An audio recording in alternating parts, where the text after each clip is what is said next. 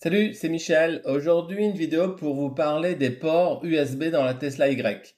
Alors, nous allons pas seulement voir où sont les ports USB et leur utilisation possible, mais nous allons voir également leur vitesse de charge. Alors, des ports USB, il y en a 5 dans une Tesla Y. Il y a 4 ports USB-C et un port USB-A. Alors, vous pouvez voir là sur votre écran les différents types de ports USB qui existent. Il y en a beaucoup qui existent. Alors, le classique, c'est celui que nous utilisons depuis des années, qui est plat, qui est un peu plutôt large et qui rentre que dans un seul sens. C'est celui qu'on appelle l'USB-A. Et depuis quelques années, l'USB-C est arrivé, donc c'est celui qui est beaucoup plus petit. Lui, il n'a pas de sens, on peut l'entrer de n'importe quel côté. Et c'est celui qui occupe tous les téléphones qui sortent sur le marché au jour d'aujourd'hui. Alors, une chose que vous allez sûrement penser, c'est à quoi servent tous ces ports USB-C, car pour charger mon téléphone, il suffit que je le pose sur l'un des deux chargeurs sans fil. Alors, à quoi ça sert? Alors, vous avez raison, pourquoi s'embêter avec des câbles alors qu'il suffit de poser le téléphone sur un chargeur sans fil? Alors, la réponse, elle est simple, c'est la vitesse, car il y a une différence jour-nuit entre les deux. Alors, regardez bien la vidéo jusqu'au bout, vous allez voir, je vais répondre à cette question très rapidement. Commençons par faire l'inventaire des ports USB. Alors, vous avez un port USB-A dans la boîte à gants. Alors, il faut savoir que c'est le seul port USB qui a de la data dans la Tesla.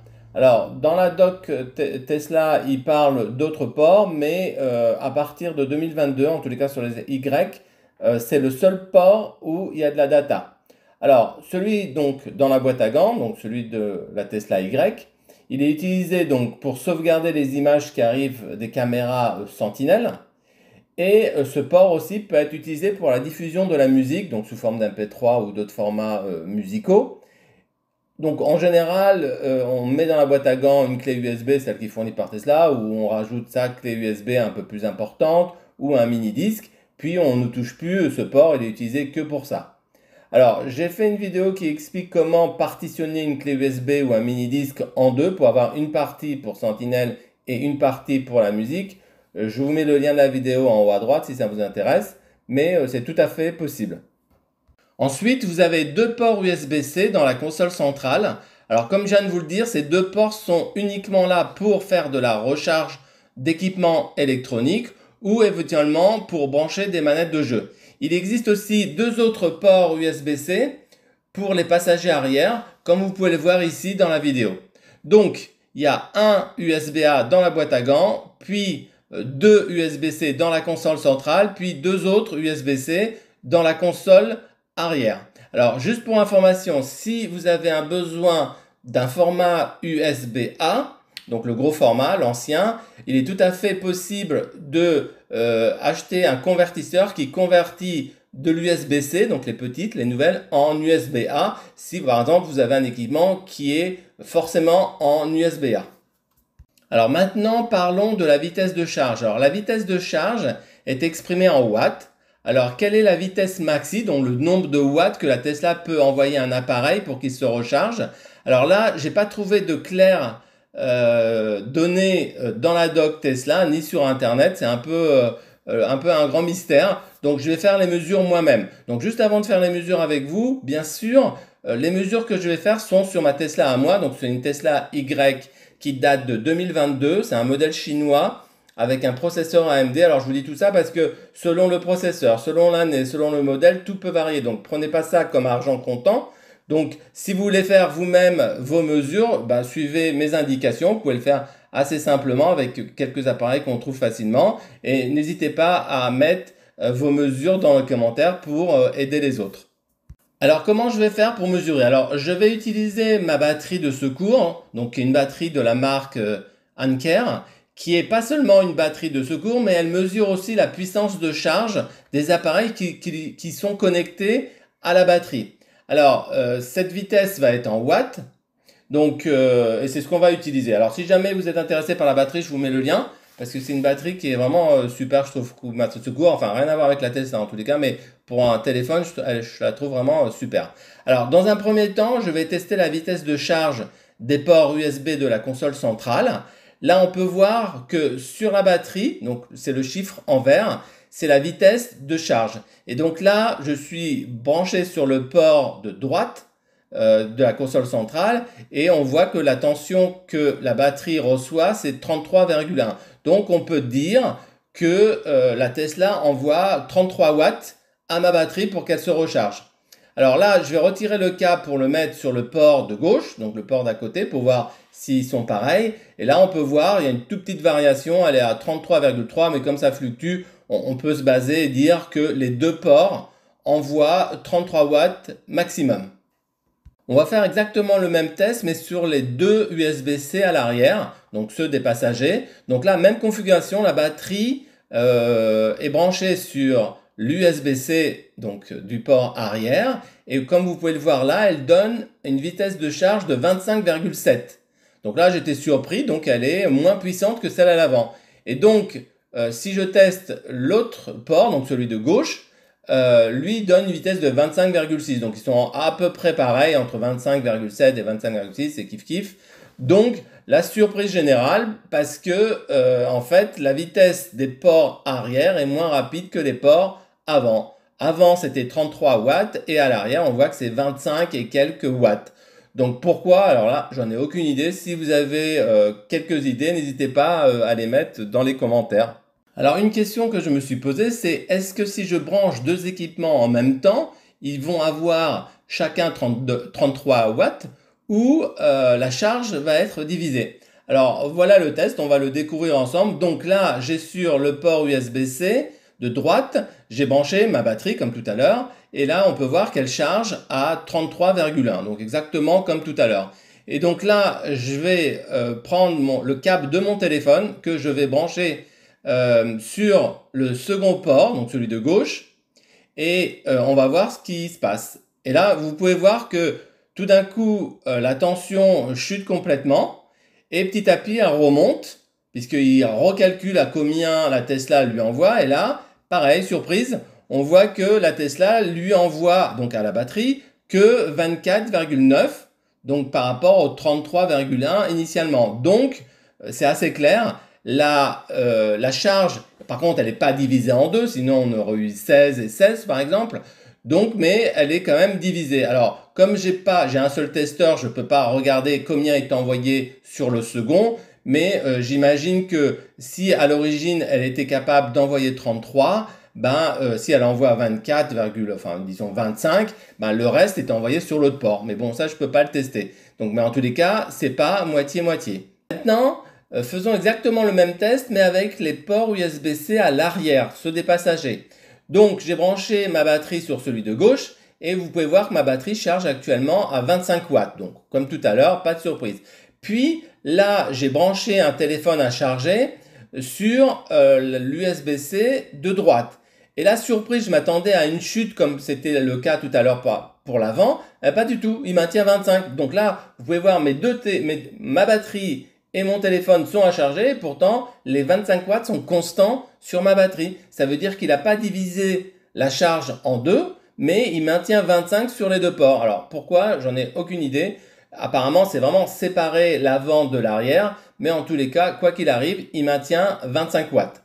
Alors pour finir et être complet, j'ai fait aussi un test pour voir s'il y avait des conséquences quand on branchait à l'avant ou à l'arrière. Alors ça a l'air vraiment d'être complètement séparé. Peu importe si vous branchez à l'avant ou à l'arrière, il n'y a pas de corrélation entre les deux. Donc voilà, bon, c'était un test. Je me demandais si quand j'allais brancher tout à l'avant, ça allait faire complètement chuter l'arrière ou pareil pour l'arrière, mais apparemment non. Alors revenons à ma question initiale. Pourquoi pas charger mon téléphone avec les chargeurs sans fil? La raison est la vitesse. Le chargeur sans fil de la Tesla charge à 15 watts maximum. Donc, moitié moins que celui qui est à l'avant, puisqu'à l'avant, on est à 33 watts. Donc, vous allez mettre le double de temps pour charger votre téléphone. Alors, si vous n'êtes pas pressé, le chargeur sans fil peut faire tout à fait l'affaire. Mais si vous êtes pressé, vaut mieux utiliser un câble, ça va aller beaucoup plus vite. Alors moi, la deuxième raison pour laquelle j'aime pas trop le chargeur sans fil, c'est que ça chauffe énormément. Je suppose que vous avez tous fait un essai. Si vous le mettez sur le chargeur sans fil, quand vous le prenez après dans les mains, le téléphone est brûlant, quoi. Donc, Évidemment, les composants chauffent, alors même si les composants ont été conçus pour supporter cette chaleur, mais ça quand même, ça les met à rude épreuve. Donc, moi, j'aime pas trop, et en plus, j'aime pas le fait que quand vous le mettez après dans la poche, il est complètement chaud, et c'est vraiment pas agréable. Donc, moi, personnellement, j'utilise plutôt un câble que le chargeur sans fil. Alors les watts, c'est pas toujours parlant. Pour rendre les chiffres plus réalistes, je vais vous donner un exemple concret en temps de charge d'un téléphone. Là, ma batterie de mon téléphone est à 13%. Si je le pose sur la recharge sans fil de la Tesla, mon téléphone annonce 2h31 pour une charge à 100%, comme vous pouvez le voir là sur la vidéo. Alors le même téléphone que j'ai pris immédiatement après, donc qui est toujours à 13%, puisque ça a duré quelques secondes, je le mets en câble direct sur le port USB-C de la console centrale. Là, le téléphone annonce 1h29. Donc là, vous voyez que la différence n'est pas négligeable, c'est environ 1 heure en plus. Alors en plus, le test, j'ai utilisé mon ancien téléphone Samsung qui lui charge à un maximum de 25 watts, mais si j'avais utilisé mon téléphone actuel, donc un Samsung S24 Ultra, donc la dernière génération des Samsung, et eux permettent une charge à 45 watts. Donc la différence aurait été encore plus grande, presque de moitié. Alors, encore une fois, bien sûr, si vous n'êtes pas pressé, le chargeur sans fil fait très bien l'affaire. Par contre, si par exemple vous êtes entre deux rendez-vous et que vous n'avez qu'une demi-heure, bah, chaque minute compte. Donc là, il n'y a pas photo, l'USB gagne à tous les coups. Alors malgré tous ces ports USB-C, donc avec un maximum de 33 watts, cela peut être un peu juste pour un ordinateur portable. Ça dépend des ordinateurs évidemment, mais beaucoup d'ordinateurs portables aujourd'hui ont besoin d'un minimum de 65 watts. Alors il y a une solution à ce problème si pour vous il est important d'alimenter votre ordinateur portable et de travailler par exemple de la voiture. Alors l'astuce est d'utiliser l'allume-cigare. Il existe deux ports allume-cigare dans une Tesla. Il y en a un dans le rangement de sous-coude, donc il est bien caché mais il est bien là. Vous pouvez le voir là sur votre écran. Et le deuxième, il se trouve dans le coffre arrière côté gauche. Donc celui est plutôt utilisé quand vous faites du camping ou pour une glacière ou des choses comme ça. Alors, comment avoir plus de puissance? Alors, il vous faut un adaptateur. Donc allume-cigare d'un côté, donc il va se brancher sur l'allume-cigare de la Tesla, et de l'autre côté de l'USB-C pour brancher votre ordinateur. La plupart des ordinateurs au jour d'aujourd'hui utilisent l'USB-C pour s'alimenter. Alors il existe plusieurs adaptateurs, notamment celui de Jowa. Donc là vous avez la photo, qui est un adaptateur qui permet d'aller jusqu'à 100 watts. Donc vous branchez ça sur l'allume-cigare, après vous câblez un câble USB-C vers votre ordinateur portable et ça va donner 100 watts de puissance à votre ordinateur pour justement se charger et pouvoir l'utiliser. Alors cet adaptateur coûte 42 € et vous avez dans la description de cet email un code promo pour avoir 5% de remise. Alors on en trouve aussi bien sûr sur Amazon. Donc les prix sur Amazon varient entre 30 et 50 €. Alors moi, le seul conseil que je peux vous donner, c'est quand même on touche à l'alimentation, donc c'est assez critique. Donc il est préférable d'investir dans quelque chose de qualité plutôt que quelque chose de bas de gamme parce que à cette puissance-là, donc quand il va commencer à envoyer 65 watts ou même 100 watts, eh ben ça va chauffer pas mal quoi. Et si vous avez des plastiques de mauvaise qualité, ben vous pouvez aller jusqu'à un incendie ou cramer une partie quoi. Donc faut pas hésiter pour 10 € en plus de pas prendre quelque chose d'une meilleure qualité. Alors je ne pouvais pas finir cette vidéo sans vous parler des hubs qui existent pour la Tesla. Alors les hubs, quel est l'intérêt et est-ce indispensable? Alors l'intérêt, il y a deux intérêts pour moi pour les hubs. D'abord, il y a le déport des deux ports USB-C de la console centrale pour les ramener à un endroit plus accessible en conduisant par exemple. Donc ça, c'est le premier intérêt. Et le deuxième intérêt aussi, c'est d'avoir plusieurs formats de ports USB, puisque là, vous avez que l'USB-C à l'intérieur du compartiment central, alors que là, sur un hub, vous pouvez avoir du USB-A, du USB-C, et donc vous pouvez avoir plus que deux, vous pouvez en avoir 4, 5, bon, alors on n'a pas besoin de charger 5 téléphones en même temps, mais ça vous donne plus de possibilités. Alors, moi par exemple, j'ai acheté il y a 2 ans un hub Jowa, que vous voyez là dans la vidéo. Alors, il se branche simultanément sur les deux ports USB-C, donc pour avoir le maximum de puissance. Et cela vous donne plusieurs ports USB-A et plusieurs ports USB-C. Alors l'avantage de celui-ci, c'est d'avoir un accès plus facile au port. Donc même en conduisant, je peux absolument brancher un câble, débrancher un câble sans aucun problème. Et aussi, lui, il a un petit truc sympa, c'est que moi j'aime bien, c'est qu'il a une lampe. Donc là, comme vous pouvez voir sur la vidéo, il y a un bouton pour l'allumer et pour l'éteindre. Donc il y a déjà une lampe dans ce compartiment de la Tesla, mais qui est assez faible, moi je trouve, et qui éclaire pas complètement tout ce gros trou noir. Donc là, ça rajoute un peu de lumière. Donc la nuit ou dans un parking, c'est quand même agréable d'avoir ça. Alors, celui que moi j'ai délivre 27 watts max, mais depuis Jowa a sorti une nouvelle version qui peut délivrer jusqu'à 45 watts de débit. Alors, j'ai fait un test avec ma batterie. Alors, j'ai bien 27 watts en charge. Alors, pour moi, le seul inconvénient que j'ai trouvé avec le temps, c'est que une fois que vous avez mis un câble, vous ne pouvez plus fermer la trappe de la Tesla, et ça c'est dommage au niveau esthétique, c'est vraiment pas terrible. Alors je compte pas dans les inconvénients le fait que le mien charge qu'à 27 watts, puisqu'il y a une nouvelle version qui charge à 45 watts. Donc pour moi, c'est pas un inconvénient, c'est même un avantage, puisque vous pouvez avoir un maximum sur une seule prise 33 watts, et alors que là, avec ce hub, vous pouvez avoir 45 watts. Alors vous allez me dire, à quoi ça sert d'avoir 45 watts? On commence à avoir des téléphones qui permettent des recharges jusqu'à 45 watts. Par exemple, moi, mon Samsung S24 charge à 45 watts. Donc, si j'avais un port 45 watts, il chargerait plus vite qu'à 33 watts ou au 27 que j'ai actuellement. Alors, le nouveau hub coûte 74 euros, donc 74 euros, et vous avez 5% de remise avec le code promo qui est dans la description. Jowa a aussi sorti un autre hub qui est lui un 36 watts qu'ils m'ont envoyé pour tester et comparer par rapport au mien. Alors, lui, il a l'avantage de rester en apparent tout le temps. Et ça, je trouve ça plutôt bien. Il a également une petite lampe. Alors, il éclaire moins bien que mon hub à moi, puisqu'il n'est pas directement à l'intérieur du trou, on va dire, du compartiment, mais il est un peu au-dessus. Donc, il éclaire un peu au-dessus, mais bon, ça éclaire quand même. Par contre, j'ai pas pu effectuer les mesures avec ma batterie. Alors, je sais pas pourquoi, il refuse que je mette ma batterie à charger sur ce hub-là. Il refuse. Par contre, je peux me brancher mon téléphone et il charge. Mais donc, du coup, j'ai pas pu connaître le débit exact. Mais bon, je suppose que Jowa a fait des tests et que le débit est bien dans les 36 watts. Alors, j'avoue que les deux ont des avantages et des inconvénients. Là, tout de suite, j'ai une préférence pour le second.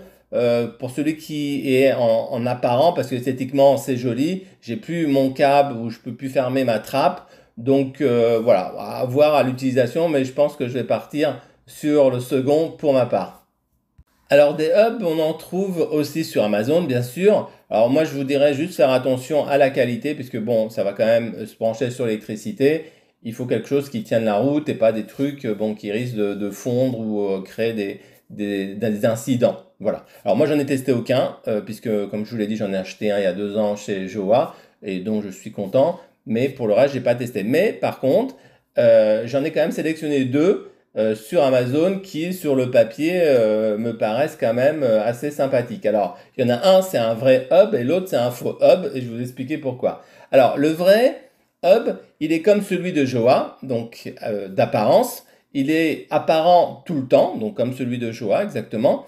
Mais lui, il a un sacré avantage, c'est qu'il incorpore déjà les câbles USB-C dans le hub. Donc avec un système de rétractation, ça veut dire que vous tirez dessus, vous avez le câble, donc il peut faire jusqu'à 1 mètre. Donc vous branchez votre téléphone dessus et une fois que vous avez fini, vous le débranchez et automatiquement il se rétracte et il se range dans cette espèce de boîte qu'on ne voit pas mais qui est en dessous. Et donc ça fait que vous avez tout le temps le plan nickel. Donc c'est vraiment sympa, moi je trouve. Je trouve l'astuce, elle est vraiment super de pouvoir avoir un truc où on peut ranger le câble. Donc celui-ci que j'ai sélectionné, mais encore une fois que je n'ai pas testé, coûte 34 euros, mais je trouve ça vraiment génial. Le deuxième, celui que j'ai appelé le faux hub, alors lui, c'est un faux hub, comme je le dis. En fait, c'est juste un espèce de cache où vous allez pouvoir faire sortir votre câble. Donc je m'explique. Vous allez mettre cette petite réglette qui ressemble au hub de Jowa ou celui dont je viens de vous parler sur Amazon. Et vous allez voir, au milieu, il y a 2 trous. Et donc, vous mettez votre câble USB-C dans le port de la Tesla. et l'autre bout du port, vous le faites sortir dans ce trou-là, et donc il restera toujours au-dessus comme ça. Alors vous pouvez fermer la trappe comme d'habitude de la Tesla, mais ce câble restera donc à travers ce trou, comme ça à pendouiller en hauteur, mais il y aura juste la taille du port USB-C, donc pas grand chose qui dépasserait. Et donc moi je trouve ça super pour ranger. Donc vous avez besoin du câble, vous tirez dessus, vous le mettez sur votre téléphone, vous n'en voulez plus. Donc manuellement vous le repoussez vers l'intérieur et vous laissez dépasser juste ce qu'il fait. Juste ce qu'il faut, pardon. Donc ça c'est super, et là ça vaut 10 €. Alors vraiment, si vous utilisez un câble USB-C fréquemment, bah, je trouve que ça c'est super, et ça fait quand même votre plan de la Tesla vraiment nickel. Il y a juste ce petit truc qui dépasse. C'est mieux que de pas fermer complètement la trappe et le laisser pendouiller sur le côté comme ça, moi je trouve. Alors avant de finir la vidéo, je voulais parler de deux petites choses. La première, c'est pas parce que votre port USB charge à 33 watts, voire plus, que votre téléphone va exploiter la totalité de la puissance envoyée. Certains téléphones, pour pas dire la majorité des téléphones actuels, chargent à un maximum de 25 watts. Il n'y a que les dernières générations qui chargent à plus. Par exemple, moi, c'est un Samsung dernière génération, je peux charger jusqu'à 45 watts. Mais ce que je voulais dire, c'est que si vous avez un téléphone qui charge à 25 watts, la Tesla envoie à 33 watts, donc vous voyez, c'est largement assez pour couvrir votre besoin à vous des 25 watts, et même rajouter un autre téléphone d'un passager arrière ou de votre femme par exemple, et charger en même temps sans aucun problème. Donc si vous ne savez pas la puissance de vos téléphones, il suffit de taper sur Google et avoir les specs de votre téléphone, et vous verrez en général c'est écrit à quelle vitesse charge votre téléphone. Le deuxième point, c'est concernant les câbles. Alors il faut faire attention avec les câbles USB. Si on veut avoir la vitesse maximum de recharge, donc la dernière norme, c'est la norme USB 3.0. Donc quand vous avez des câbles, bon, des câbles USB, on en a partout qui traînent, etc. Il vaut mieux utiliser des bons câbles de bonne qualité, donc qui respectent la norme 3.0, pour avoir un maximum de débit, un maximum de qualité, et pas utiliser des câbles super fins qui viennent de je sais pas où. Parce que là, on touche à l'électricité, on envoie de la puissance, donc ça peut chauffer. Donc il vaut mieux quand même s'assurer qu'on a des câbles de bonne qualité. Alors vous verrez sur tous les sites où vous irez acheter un câble USB, toujours c'est spécifié la norme du câble. Donc souvent maintenant, tous les câbles qu'on trouve, c'est 3.0. Il n'y a que ceux qu'on a laissés dans des tiroirs depuis des années qui pourraient ne pas être des 3.0. Voilà, j'espère que cette vidéo vous a plu, que vous avez appris des choses sur les ports USB de votre Tesla. N'hésitez pas à vous abonner à ma chaîne pour avoir des notifications lorsque je publie des nouvelles vidéos. Un pouce, ça fait toujours plaisir. Et je vous dis à bientôt et soyez prudents sur la route.